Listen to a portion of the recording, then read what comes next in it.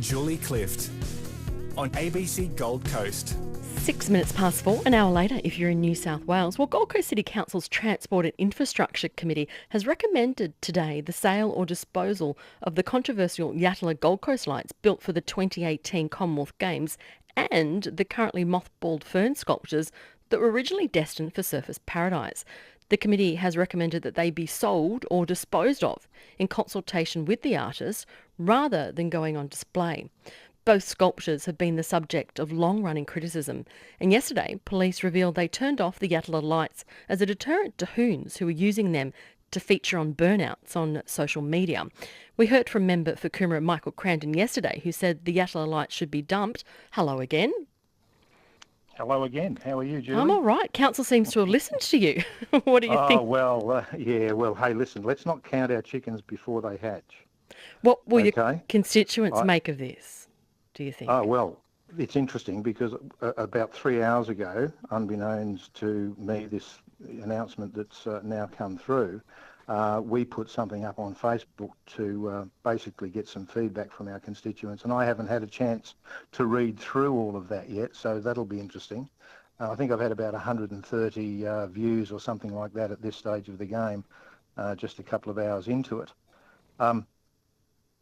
But can I just go back to what I just said? Let's not count our chickens before they hatch. That's the Transport and Infrastructure Committee and their recommendation. I hear that loud and clear. But we've already had a decision overturned by the council on the Yatala Lights going back a few years. Originally, they were going to be dismantled and stored, and something happened between the Transport and Infrastructure Committee and the full council because that was overturned and they're still there today. Yeah, clearly important to point out this is the Infrastructure Committee, the unanimous agreement today that they should be disposed or sold. But it has to go to a full council meeting. That'll happen in 2 weeks. So as you're saying, it's not a done deal just yet, Michael Crandon. But your thoughts in terms of what people will make of it, if it does go ahead, that these lights are dumped or sold, you say really people in the area just want to see normal lights erected at Yatala. Well, frankly, do we need lights there? I mean, we're talking about the M1. Why do we need distractions such as this on the M1? Why don't we just have ordinary, everyday, run-of-the-mill lights that are, that are every however many metres, 100 metres or whatever they might be? That's all we need. Whatever you'd normally have on the M1, that really is all we would need. We don't need these lights. They're distracting.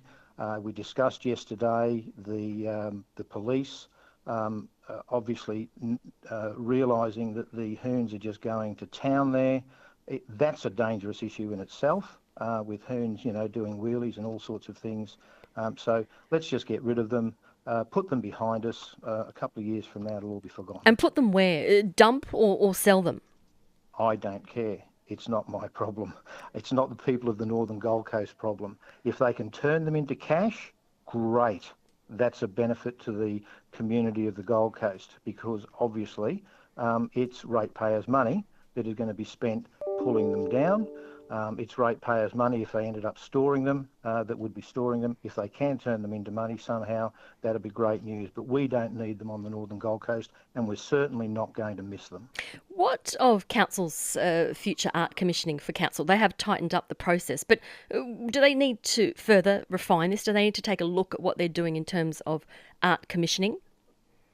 Can I just say, that's not my bag. I'm not in the art world. I don't go to the to HOTA when we get invites from time to time. I don't go down there. My focus is on the Northern Gold Coast. My focus is on the Coomera electorate and fighting for the infrastructure that we need in the Coomera electorate. We need exit 38 right next to these traffic lights. What we need is exit 38 to be upgraded, to be duplicated before they build the Queensland harness racing facility out at Norwell. We need those sorts of things. My focus is on my community.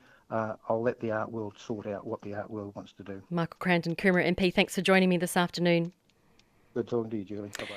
So Michael Crandon are weighing in on this decision to dump or sell the Yatala Lights and the Silver Ferns. Again, important to point out this happened today at Gold Coast City Council's Transport and Infrastructure Committee. This recommendation was unanimously agreed on by the councillors there. However, it will face a full council meeting in 2 weeks and a motion there will be raised. So it's not over the line yet.